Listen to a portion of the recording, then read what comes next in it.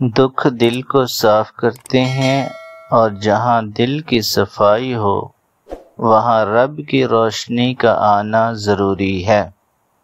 دوریاں انسان کو احساس دلاتی ہیں کہ قریب کوئی نہیں سوائے اللہ کے۔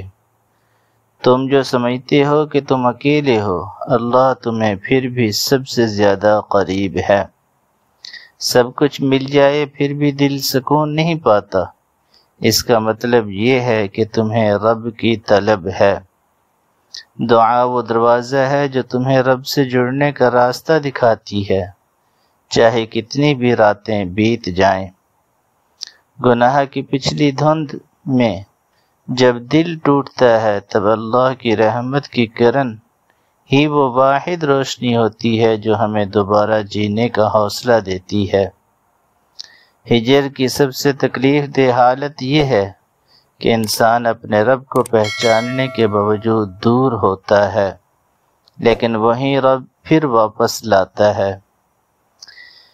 یہ جو تمہیں سکون کی تلاش ہے وہ رب کی یاد میں چھپا ہے، بس اپنے دل کو کھولو اور رب کو پاؤ۔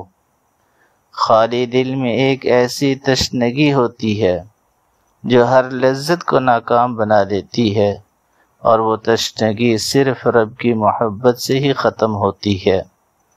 دنیا کی ہر خوشی اس وقت تک بے معنی ہے جب تک تمہیں رب کا سکون حاصل نہ ہو۔